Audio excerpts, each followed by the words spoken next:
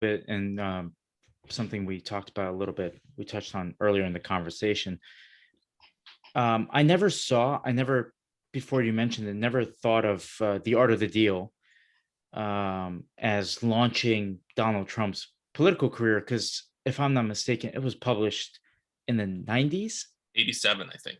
87, there we go. And yes, he does reference it, and I think a lot of people know him for The Art of the Deal because he is Mr. Art of the Deal. And he played to that in many ways. But do you see that book as very seminal to his to him being elected, or is that just like just a thing in his on his resume? Your reaction is totally fair, and like I said, I think one reason I was able to sort of uncover this kind of secret history of American politics is because most of us dismiss these books out of hand because we've seen some of the other books you mentioned that are just not that good. You can tell that sort of a speechwriter is involved, and that's about it. And so I totally get that dismissive approach. But if you go back and look at that Art of the Deal and its impact, it was really, before he had the Twitter feed, even before he had the reality TV show, it was what turned him from being a New York City figure into a national figure. And it wasn't just the book itself. I mean, I think I don't know if it's right to call it an entertaining book to read, because whatever your views on Trump today will be reflected in it, and that, his outlook, his demeanor, his rhetoric, it's all right there in the book. So it's a book that captures him as a person very carefully. So however you feel about him today will definitely manifest in the way that you read the book. And the reason it's such a revealing book, I think, is because he didn't necessarily work hard himself on it, but he picked a really good ghostwriter, and he gave that ghostwriter lots of access. And so I think we have to give Trump credit for that, in that, no, he didn't sweat every sentence the way Obama did, but he still took the book seriously and allowed really good professionals lots of access to him. And this ghostwriter would actually spend time on the phone. The other person Trump was talking to didn't know this, but he would just sort of silently lurk on the phone and sort of listen to Trump talk, make deals.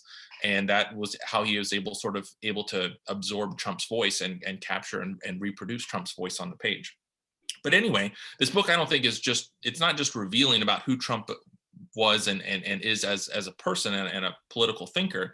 It played a huge part in his celebrity. And several times in my book, I sort of try to connect what's happening in politics to what's happening in literature or what's happening in Hollywood, because I think those contexts are too often overlooked by biographers. And they're really good at, the Cuban Missile Crisis or those kinds of political blow by blows. And that stuff's important, but I don't really get into the politics in my book. I don't talk a lot about Calvin Coolidge's policies. I talk about how Calvin Coolidge was able to use his image as a farmer very savvily, while also being the first real radio star of a president, and how he was able to synthesize those. And so I think those kinds of contexts really matter. And for Trump, what was happening when his book came out was that publishing was changing, and publishing was getting really obsessed with these huge blockbuster books. The reason Trump even got a book deal was that Lee Iacocca, the general manager, a CEO of a car company in America, had a huge best-selling book that nobody expected. And so now every editor in America is looking for books by business people, because this is a hot new category that's selling millions of copies. And so an editor went to Trump and just tried to recruit him, basically, and said, hey, do you have a story you want to tell?